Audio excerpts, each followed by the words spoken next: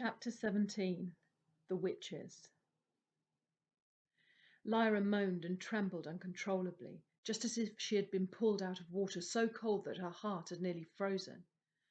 Pantalaimon simply lay against her bare skin, inside her clothes, loving her back to herself, but aware all the time of Mrs. Coulter, busy preparing a drink of something, and most of all of the golden monkey, whose hard little fingers had run swiftly over Lyra's body when only Pantalaimon could have noticed, and who had felt around her waist the oilskin pouch with its contents.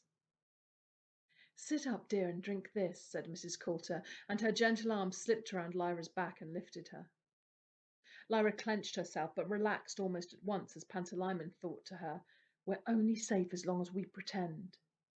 She opened her eyes and found that they'd been containing tears, and to her surprise and shame she sobbed and sobbed. Mrs. Coulter made sympathetic sounds and put the drink into the monkey's hands while she mopped Lyra's eyes with a scented handkerchief. "Cry as much as you need to, darling," said that soft voice, and Lyra determined to stop as soon as she possibly could. She struggled to hold back the tears. She pressed her lips together. She choked down the sobs that still shook her chest. Pantalaimon played the same game. Fool them, fool them. He became a mouse and crept away from Lyra's hand to sniff timidly at the drink in the monkey's clutch. It was innocuous, an infusion of chamomile, nothing more. He crept back to Lyra's shoulder and whispered, "Drink it." She sat up and took the hot cup in both hands, alternately sipping and blowing to cool it. She kept her eyes down. She must pretend harder than she'd ever done in her life. "Lyra, darling," Mrs. Coulter murmured, stroking her hair, "I thought we'd lost you forever. What happened? Did you get lost? Did someone take you out of the flat?" "Yeah," Lyra whispered. "Who was it, dear?" "A man and a woman." "Guests at the party?" "I think so. They said you needed something that was downstairs, and I went to get it, and they grabbed hold of me and took me in a car somewhere. But when they stopped, I ran out quick and dodged away, and they never caught me. I didn't know where I was." Another sob shook her briefly, but they were weaker now, and she could pretend this one was caused by her story.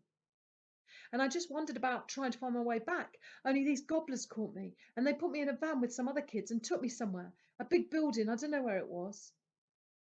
With every second that went past, with every sentence she spoke, she felt a little strength flowing back. And now that she was doing something difficult and familiar and never quite predictable, namely lying, she felt a sort of mastery again, the same sense of complexity and control that the alethiometer gave her. She had to be careful not to say anything obviously impossible. She had to be vague in some places and invent plausible details in others. She had to be an artist, in short. "How long did they keep you in this building?" said Mrs. Coulter. Lyra's journey along the canals and her time with the Egyptians had taken weeks. She'd have to account for that time. She invented a voyage with the gobblers to Trollesund, and then an escape lavish with details from her observation of the town, and a time as maid of all work at Anarson's bar, and then a spell working for a family of farmers inland, and then being caught by the Samoyeds and brought to Bolvangar. "And they were going to cut—" "Hush, dear, hush. I'm going to find out what's been going on." "But why were they going to do that? I never done anything wrong. All the kids are afraid of what happens in there, and no one knows. But it's horrible. It's worse than anything. Why are they doing that, Mrs. Coulter? Why are they so cruel?" "There, there. You're safe, my dear. They won't ever do it to you. Now I know you're here and you're safe. You'll never be in danger again. No one's going to harm you, Lyra, darling. No one's ever going to hurt you." "But they do it to other children. Why?" "Ah, my love. It's dust, isn't it? Did they tell you that? Did the doctors say that? The kids know it. All the kids talk about it, but no one knows. And they nearly done it to me. You've got to tell me. You've got no right to keep it secret, not anymore." "Lyra, Lyra, Lyra, darling, these are big, difficult ideas, dust and so on. It's not something for children to worry about. But the doctors do it for the children's own good, my love. Dust is something bad, something wrong, something evil and wicked. Grown-ups and their demons are infected with dust so deeply that it's too late for them. They can't be helped. But a quick operation on children means they're safe from it. Dust just won't stick to them ever again. They're safe and happy and—" Lyra thought of little Tony Macarius. She leaned forward suddenly and retched. Mrs. Coulter moved back and let go. Are you all right, dear? Go to the bathroom. Lyra swallowed hard and brushed her eyes. You don't have to do that to us, she said. You could just leave us. I bet Lord Asriel wouldn't let anyone do that if he knew what was going on. If he's got dust and you've got dust and the Master of Jordan and every other grown-up's got dust, it must be all right. When I get out, I'm going to tell all the kids in the world about this. Anyway, if it was so good, why'd you stop them doing it to me? If it was good, you should have let them do it. You should have been glad. Mrs. Coulter was shaking her head and smiling a sad, wise smile. Darling, she said, some of what's good has to hurt us a little, and naturally it's upsetting for others if you're upset. But it doesn't mean your demon is taken away from you. He's still there.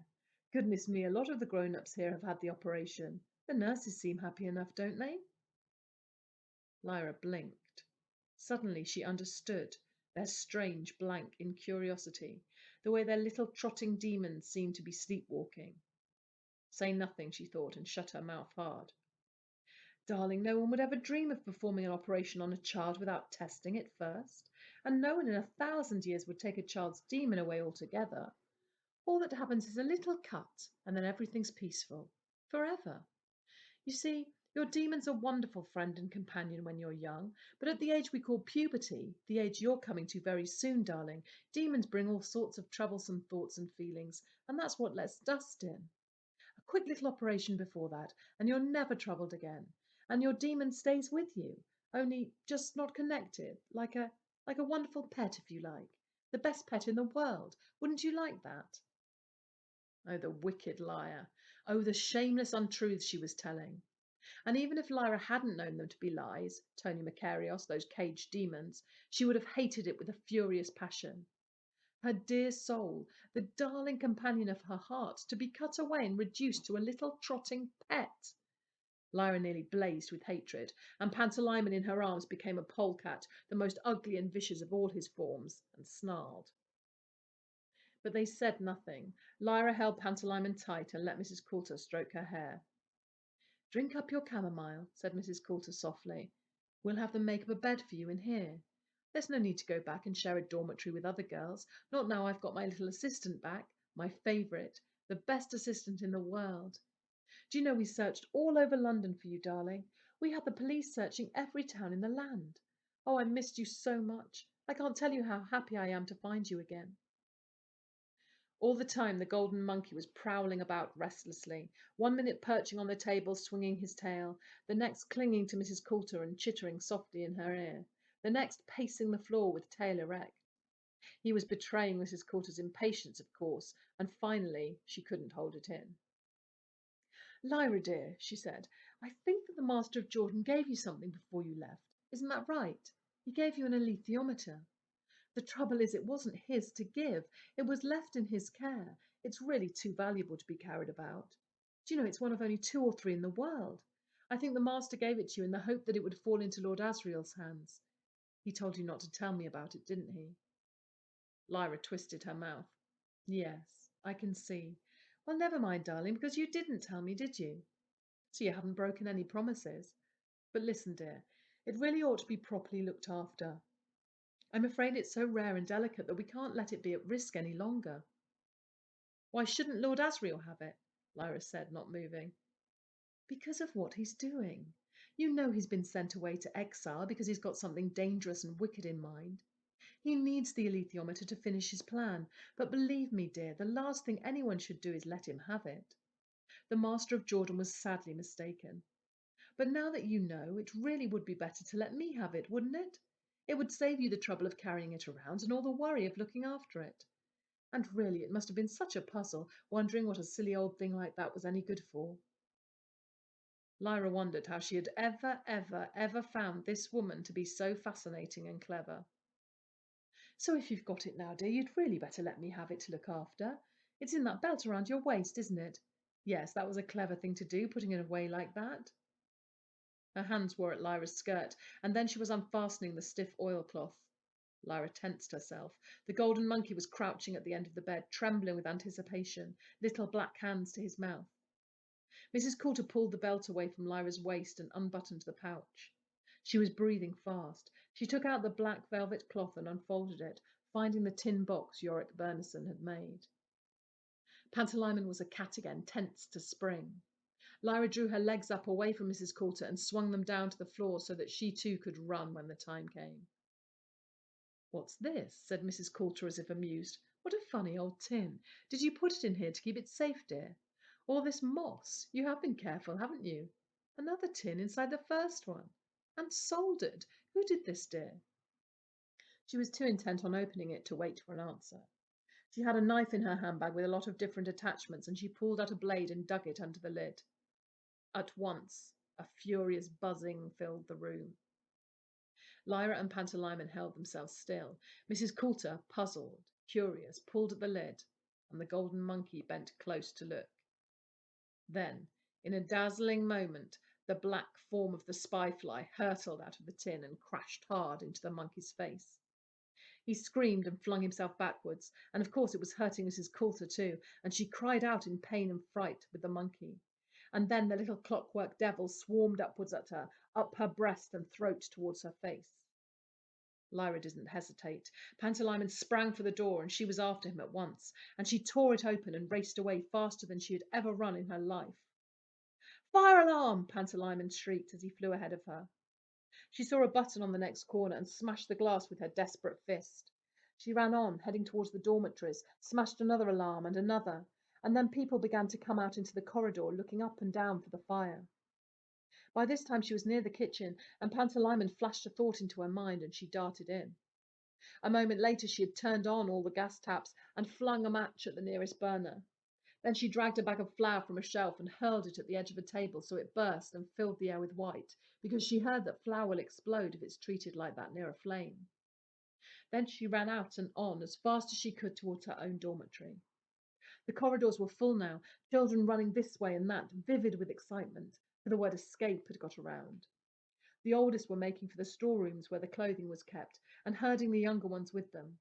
Adults were trying to control it all, and none of them knew what was happening. Shouting, pushing, crying, jostling people were everywhere.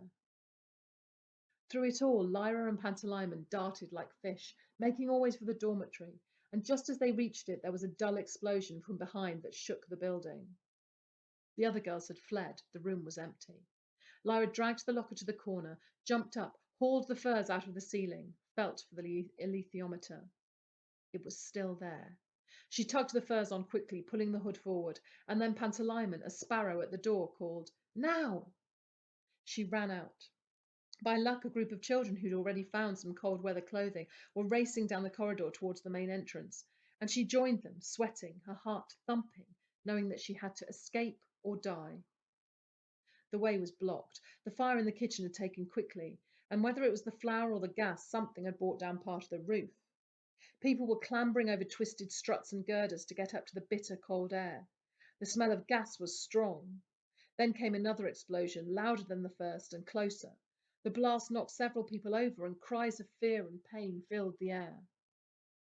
Lyra struggled up, and with Pantalaimon calling, this way," among the other demon cries and flutterings, she hauled herself over the rubble. The air she was breathing was frozen, and she hoped that the children had managed to find their outdoor clothing. It would be a fine thing to escape from the station, only to die of cold. There really was a blaze now. When she got out onto the roof under the night sky, she could see flames licking at the edges of a great hole in the side of the building. There was a throng of children and adults by the main entrance, but this time the adults were more agitated and the children more fearful, much more fearful. "Roger! Roger!" Lyra called, and Pantalaimon, keen-eyed as an owl, hooted that he'd seen him. A moment later they found each other. "Tell 'em all to come with me," Lyra shouted into his ear. "They won't. They're all panicky. Tell 'em what they do to the kids that vanish. They cut their demons off with a big knife. Tell 'em what you saw this afternoon. All them demons we let out. Tell 'em that's going to happen to them too unless they get away." Roger gaped, horrified, but then collected his wits and ran to the nearest group of hesitating children.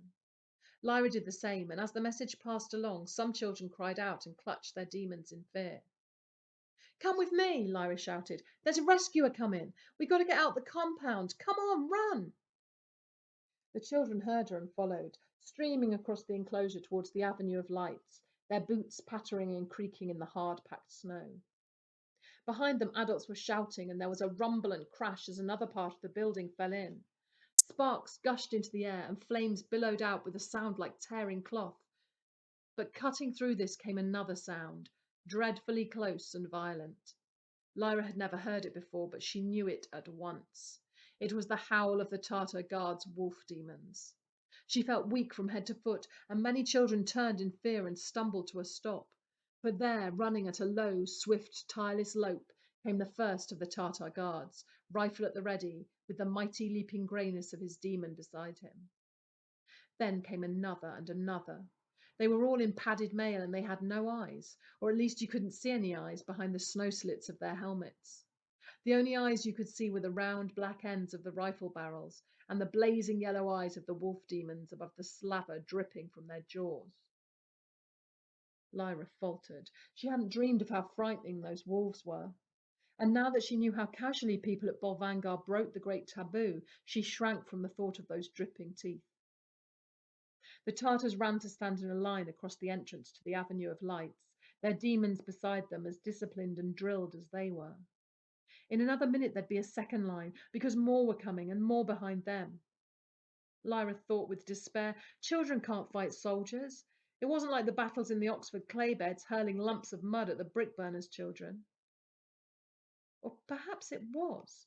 She remembered hurling a handful of clay in the broad face of a brick burner boy bearing down on her. He'd stopped to claw the stuff out of his eyes, and then the townies leapt on him. She'd been standing in the mud. She was standing in the snow. Just as she'd done that afternoon, but in deadly earnest now, she scooped a handful together and hurled it at the nearest soldier. "Get him in the eyes!" she yelled, and threw another. Other children joined in, and then someone's demon had the notion of flying as a swift beside the snowball and nudging it directly at the eye slits of the target, and then they all joined in. And in a few moments the Tartars were stumbling about, spitting and cursing, and trying to brush the packed snow out of the narrow gap in front of their eyes. "Come on!" Lyra screamed, and flung herself at the gate in the Avenue of Lights.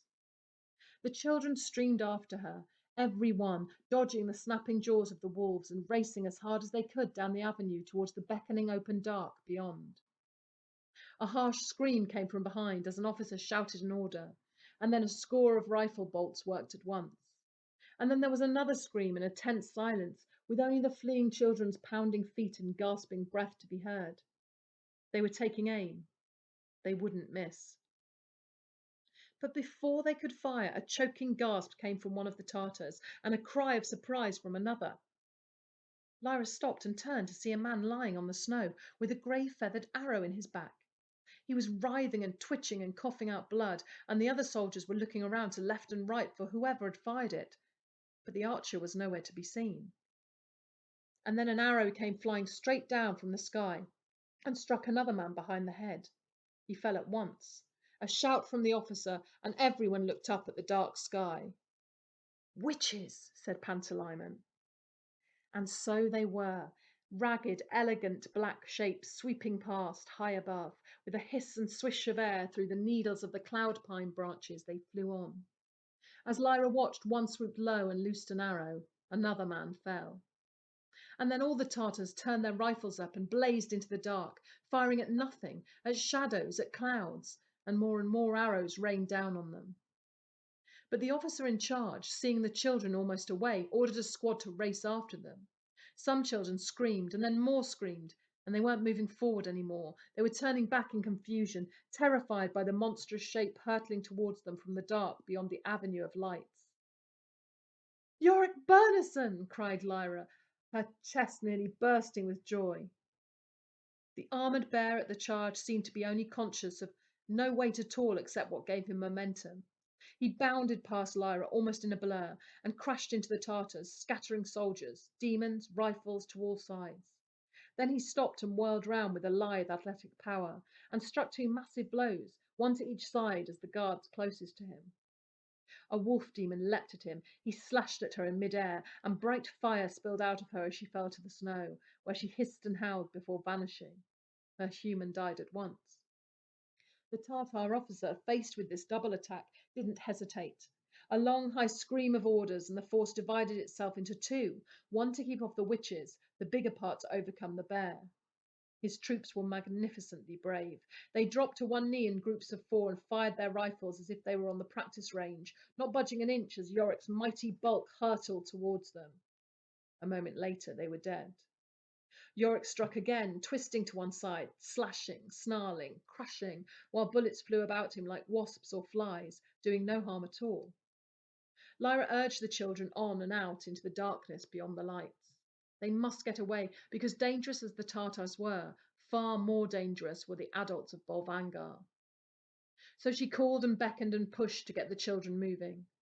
As the lights behind them threw long shadows on the snow, Lyra found her heart moving out towards the deep dark of the Arctic night, and the clean coldness, leaping forward to love it as Pantalaimon was doing, a hare now delighting in his own propulsion. "Where are we going?" someone said. "There's nothing out here but snow." "There's a rescue party coming," Lyra told them. "There's 50 Egyptians or more. I bet there's some relations of yours too. All the Egyptian families that lost a kid, they all sent someone." "I ain't Egyptian," a boy said. "Don't matter, they'll take you anyway." "Where?" someone said querulously. "Home," said Lyra. "That's what I come here for, to rescue you, and I brung the Egyptians here to take you home again. We just got to go on a bit further and then we'll find 'em. The bear was with 'em, so they can't be far off." "Do you see that bear?" one boy was saying. "When he slashed open that demon, the man died as if someone whipped his heart out, just like that." "I never knew demons could be killed," someone else said. They were all talking now. The excitement and relief had loosened everyone's tongue. As long as they kept moving, it didn't matter if they talked. "Is that true?" said a girl. "About what they do back there?" "Yeah," Lyra said. "I never thought I'd ever see anyone without their demon. But on the way here we found this boy on his own without any demon.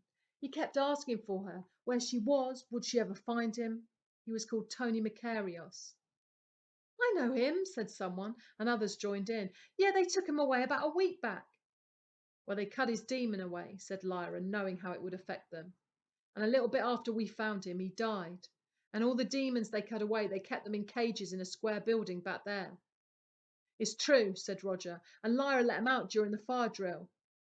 "Yeah, I seen 'em," said Billy Costa. "I didn't know what they was at first, but I seen 'em fly away with that goose." "But why do they do it?" demanded one boy. "Why do they cut people's demons away? That's torture. Why do they do it?" "Dust?" suggested someone doubtfully. But the boy laughed in scorn. "Dust?" he said. "There ain't no such thing. They just made that up. I don't believe in it." "Here," said someone else. "Look what's happening to the Zeppelin." They all looked back. Beyond the dazzle of lights where the fight was still continuing, the great length of the airship was not floating freely at the mooring mast any longer. The free end was drooping downwards, and beyond it was rising a globe of... "Lee Scoresby's balloon!" Lyra cried, and clapped her mittened hands with delight. The other children were baffled.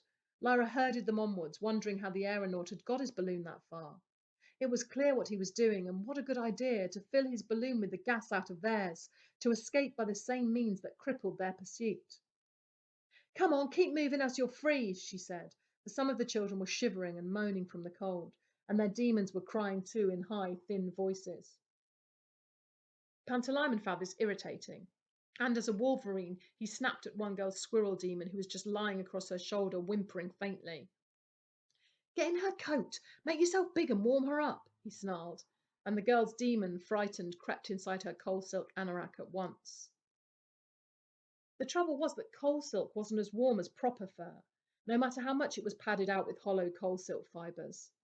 Some of the children looked like walking puffballs, they were so bulky, but their gear had been made in factories and laboratories far away from the cold, and it couldn't really cope. Lyra's furs looked ragged and they stank, but they kept the warmth in. "If we don't find the Egyptians soon, they ain't going to last," she whispered to Pantalaimon. "Keep 'em moving then," he whispered back. "If they lie down, they're finished. You know what Father Coram said." Father Coram had told her many tales of his own journeys in the north, and so had Mrs. Coulter, always supposing that hers were true. But they were both quite clear about one point, which was that you must keep going. "How far we got to go?" said a little boy. "She's just making us walk out here to kill us," said a girl. "Rather be out here than back there," someone said. "I wouldn't. It's warm back at the station. There's food and hot drinks and everything." "But it's all on fire." "What are we going to do out here? I bet we starve to death." Lyra's mind was full of dark questions that flew around like witches, swift and untouchable. And somewhere, just beyond where she could reach, there was a glory and a thrill which she didn't understand at all. But it gave her a surge of strength, and she hauled one girl up out of a snowdrift and shoved at a boy who was dawdling and called to them all, "Keep going! Follow the bear's tracks! He came up with Egyptians, so the track will lead us to where they are. Just keep walking." Big flakes of snow were beginning to fall. Soon it would have covered Yorick Bernardson's tracks altogether. Now that they were out of sight, the lights of Bolvangar and the blaze of the fire was only a faint glow. The only light came from the faint radiance of the snow-covered ground. Thick clouds obscured the sky, so there was neither moon nor northern lights.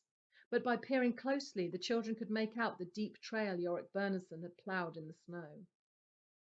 Lyra encouraged, bullied, hit, half-carried, swore at, pushed, dragged, lifted tenderly wherever it was needed, and Pantalaimon, by the state of each child's demon, told her what was needed in each case. "I'll get 'em there," she kept saying to herself. "I come here to get 'em, and I'll bloody get 'em." Roger was following her example, and Billy Costa was leading the way, being sharper-eyed than most. Soon the snow was falling so thickly that they had to cling on to one another to keep from getting lost, and Lyra thought, perhaps if we all lie close and keep warm like that, dig holes in the snow. She was hearing things. There was the snarl of an engine somewhere, not the heavy thump of a zeppelin, but something higher, like the drone of a hornet. It drifted in and out of hearing. And howling. Dogs? Sledge dogs? That too was distant and hard to be sure of, blanketed by millions of snowflakes and blown this way and that by little puffing gusts of wind. It might have been the Egyptian sledge dogs, or it might have been wild spirits of the tundra, or even those freed demons crying for their lost children. She was seeing things. There weren't any lights in the snow, were there? They must be ghosts as well, unless they'd come round in a circle and were stumbling back into Bolvangar. But these were little yellow lantern beams, not the white glare of anbaric lights. And they were moving, and the howling was nearer. And before she knew for certain whether she'd fallen asleep, Lyra was wandering among familiar figures, and men in furs were holding her up. John Farr's mighty arm lifted her clear of the ground, and Father Coram was laughing with pleasure. And as far through the blizzard as she could see, Egyptians were lifting children into sledges, covering them with furs, giving them seal meat to chew. And Tony Costa was there, hugging Billy, and then punching him softly, only to hug him again and shake him for joy. And Roger. "Roger's coming with us," she said to Father Coram. "It was him I meant to get in the first place. We'll go back to Jordan in the end. What's that noise?" It was that snarl again, that engine like a crazed spy fly 10,000 times the size. Suddenly there came a blow that sent her sprawling, and Pantalaimon couldn't defend her because the golden monkey, Mrs. Coulter. The golden monkey was wrestling, biting, scratching at Pantalaimon, who was flickering through so many changes of form it was hard to see him, and fighting back, stinging, lashing, tearing. Mrs. Coulter, meanwhile, her face in its furs, a frozen glare of intense feeling, was dragging Lyra to the back of a motorized sledge, and Lyra struggled as hard as her demon. The snow was so thick that they seemed to be isolated in a little blizzard of their own, and the ambaric headlights of the sledge only showed up the thick swirling flakes a few inches ahead. "Help!" Lyra cried to the Egyptians, who were just there in the blinding snow and who could see nothing. "Help me, Father Coram! Lord Farr! Oh, God, help!" Mrs. Coulter shrieked to high command in the language of the northern Tartars. The snow swirled open, and there they were, a squad of them, armed with rifles, and the wolf demons snarled beside them. The chief saw Mrs. Coulter struggling and picked up Lyra with one hand as if she were a doll and threw her into the sledge, where she lay stunned and dazed. A rifle banged and then another as the Egyptians realized what was happening. But firing at targets you can't see is dangerous when you can't see your own side either. The Tartars, in a tight group now around the sledge, were able to blaze at will into the snow. But the Egyptians dared not shoot back for fear of hitting Lyra. Oh, the bitterness she felt, the tiredness. Still dazed, with her head ringing, she hauled herself up to find Pantalaimon desperately fighting the monkey still, with wolverine jaws fastened tight in a golden arm, changing no more but grimly hanging on. And who was that? Not Roger?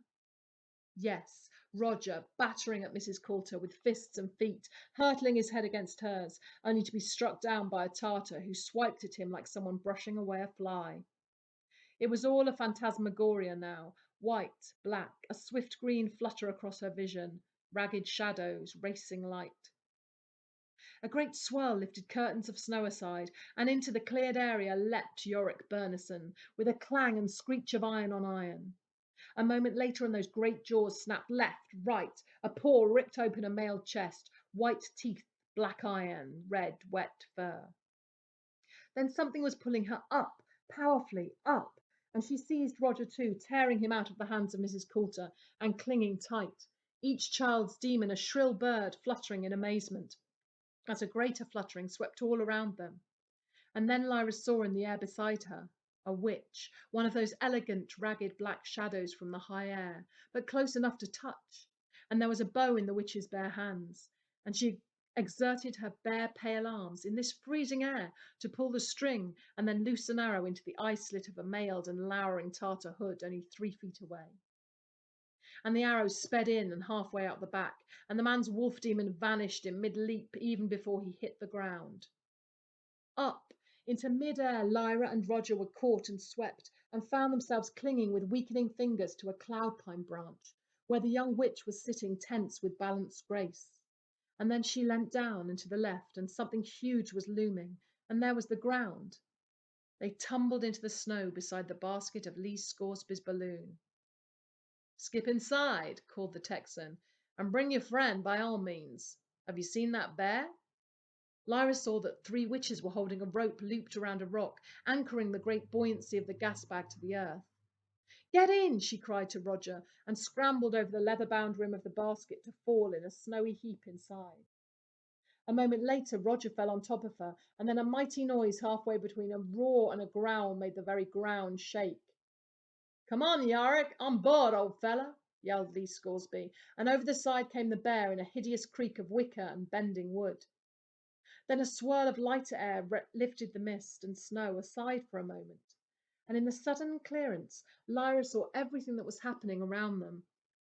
She saw a party of Egyptian raiders under John Farr harrying the Tartar rearguard and sweeping them back towards the blazing ruins of Bolvangar. She saw the other Egyptians helping child after child safe aboard their sledges, tucking them warmly down under the furs. She saw Father Coram casting around anxiously, leaning on his stick, his autumn-coloured demon leaping through the snow and looking this way and that. "Father Coram!" Lyra cried. "Over here!" The old man heard and turned to look in amazement at the balloon straining against the rope and the witches holding it down, at Lyra waving frantically from the basket. "Lyra!" he cried. "You're safe, girl? You're safe?" "As safe as I ever was," she shouted back. "Goodbye, Father Coram. Goodbye. Take all the kids back home." "We'll do that, sure as I live. Go well, my child. Go well. Go well, my dear."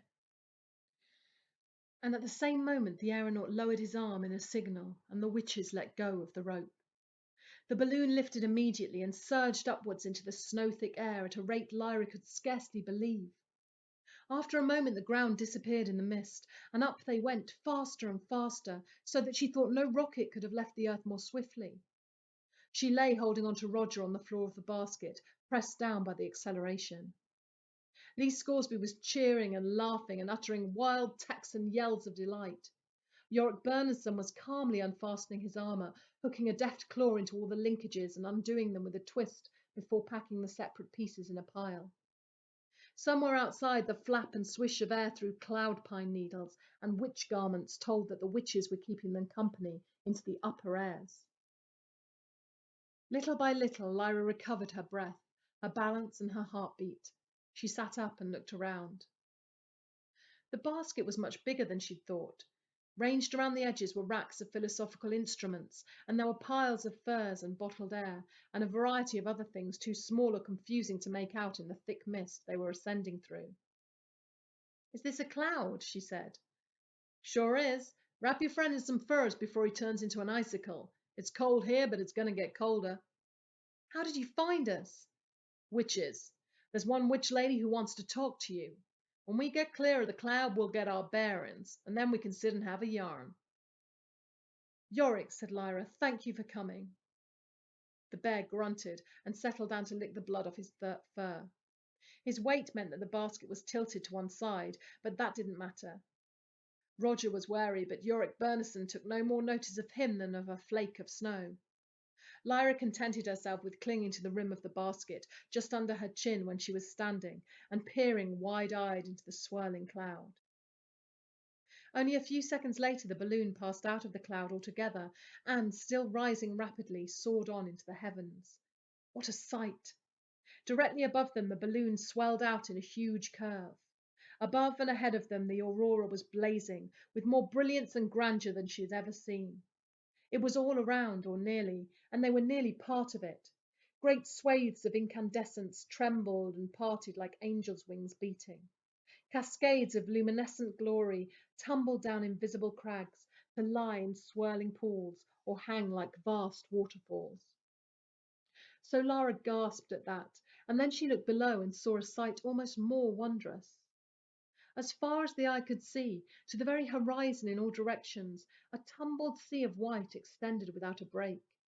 Soft peaks and vaporous chasms rose or opened here and there, but mostly it looked like a solid mass of ice. And rising through it in ones and twos, and larger groups as well, came small black shadows, those ragged figures of such elegance, witches on their branches of cloud pine. They flew swiftly, without any effort, up and towards the balloon, leaning to one side or another to steer. And one of them, the archer who'd saved Lyra from Mrs. Coulter, flew directly alongside the basket, and Lyra saw her clearly for the first time. She was young, younger than Mrs. Coulter, and fair, with bright green eyes, and clad like all the witches in strips of black silk, but wearing no furs, no hood or mittens. She seemed to feel no cold at all. Around her brow was a simple chain of little red flowers. She sat her cloud pine branch as if it were a steed, and seemed to rein it in a yard from Lyra's wondering gaze. Lyra. Yes, and are you Seraphina Pekkala? I am. Lyra could see why Father Coram loved her, and why it was breaking his heart, though she had known neither of these things a moment before. He was growing old. He was an old, broken man, and she would be young for generations.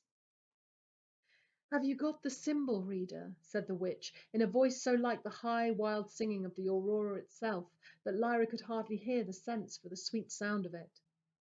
Yes, I got it in my pocket safe. Great wing beats told of another arrival, and then he was gliding beside her, the grey goose demon. He spoke briefly and then wheeled away to glide in a wide circle around the balloon as he continued to rise.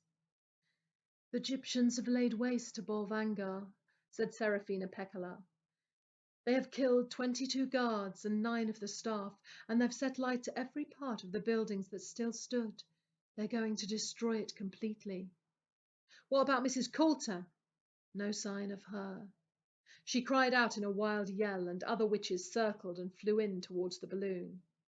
Mr. Scoresby, she said, the rope, if you please. Ma'am, I'm very grateful. We're still rising. I guess we'll go on up a while yet. How many of you will it take to pull us north? We are strong, was all she said. Lee Scoresby was attaching a coil of stout rope to the leather-covered iron ring that gathered the ropes running over the gas bag, and from which the basket itself was suspended. When it was securely fixed, he threw the free end out, and at once 6 witches darted towards it, caught hold and began to pull, urging the cloud pine branches towards the polar star. As the balloon began to move in that direction, Pantalaimon came to perch on the edge of the basket as a turn. Roger's demon came out to look, but crept back again soon, for Roger was fast asleep, as was Yorick Bernison. Only Lee Scoresby was awake, calmly chewing a thin cigar and watching his instruments. So, Lyra, said Seraphina Pekkala, do you know why you're going to Lord Asriel? Lyra was astonished. To take in the alethiometer, of course, she said. She had never considered the question. It was obvious. Then she recalled her first motive, from so long ago that she'd almost forgotten it. Or to help him escape. That's it, we're going to help him get away. But as she said that, it almost sounded absurd. Escape from Svalbard? Impossible. Try anyway, she added stoutly. Why? I think there are things I need to tell you, said Serafina Pekkala. About dust? It was the first thing Lyra wanted to know. Yes, among other things. But you are tired now, and it will be a long flight. We'll talk when you wake up. Lyra yawned. It was a jaw-cracking, lung-bursting yawn that lasted almost a minute, or felt like it. And for all that Lyra struggled, she couldn't resist the onrush of sleep. Serafina Pekkala reached a hand over the rim of the basket and touched her eyes, and as Lyra sank to the floor, Pantalaimon fluttered down, changed to an ermine, and crawled to his sleeping place by her neck. The witch settled her branch into a steady speed beside the basket as they moved north towards Svalbard.